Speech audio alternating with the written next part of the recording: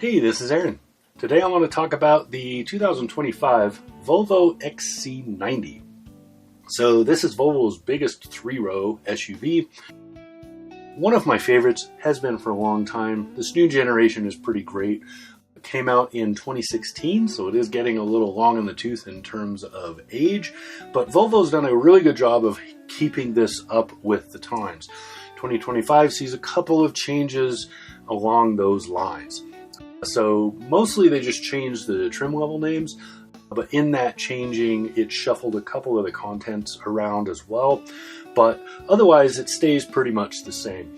So the one I drove is the one that I recommend, even though it is a little more costly, and that is the plug-in hybrid option. So the XC90 comes in a bunch of trim levels. So you have a B5 that has 2 trim levels. You have a B6 which has, or 3 trim levels each.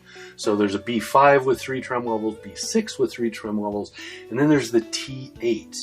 The T8s are the ones that I would recommend. So you can get those lower end models if you want to try to save a few bucks, but it's not going to be as good a vehicle. You're not going to enjoy it. The B5 has a Core Plus and Ultra, and the B6 has a Core Plus and Ultra. Biggest difference between the two is just the engine that's included with it. When you get into the T8s, you're getting into the ones that are far more luxurious and have much better engine and drivetrain options. And the T8s are all plug-in hybrids. So the plug-in hybrid system is beautiful. Really, really well done. Very, very balanced. Make up for any turbo lag that might be had by having all those electrics. They have roughly 30 miles of all electric range, which for most of us is plenty for the daily that we actually do. So if you're plugging this in, even just to your wall outlet at night, you don't actually need a level 2 charger for this. And if you have one, it still limits. You're only going to get about half of that level 2 charger's output into this vehicle. Maxes out at roughly half what your wall charger or your level 2 charger can probably output. So for most people who own this, plugging into the 110 in the garage is plenty, because you should be able to charge the battery even fully from zero, charge it all the way up in less than 10 hours, which is for most people overnight parking. So you have that range where you're pretty much not going to be using the gas engine most of the day.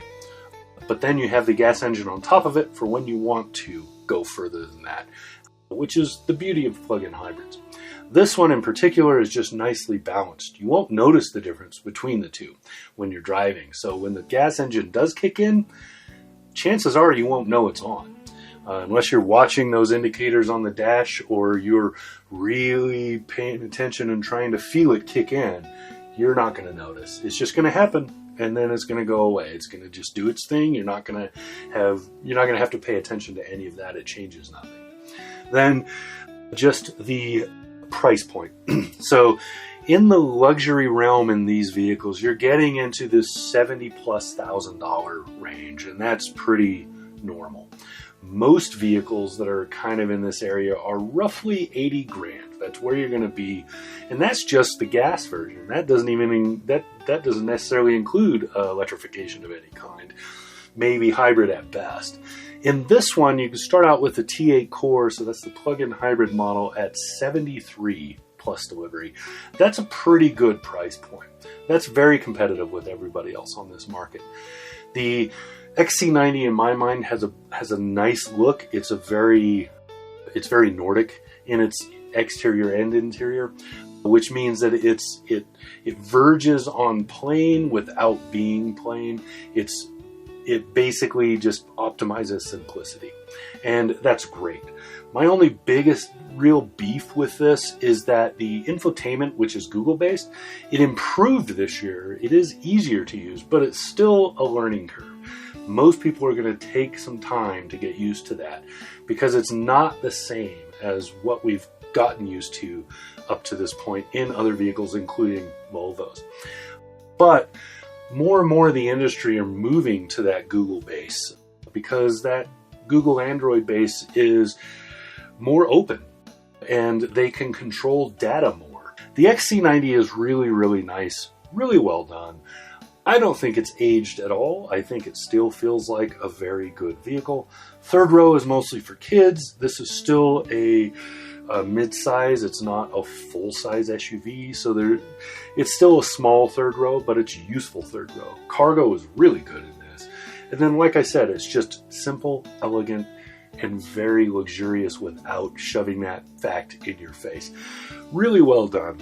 Volvo is really good at that stuff. So yeah, it carries in this, it carries in all the other vehicles I've ever driven that they've made. So I think that's it. That's going to be my assessment of the 2025 Volvo XC90. All right, this has been Aaron. Talk to you again soon.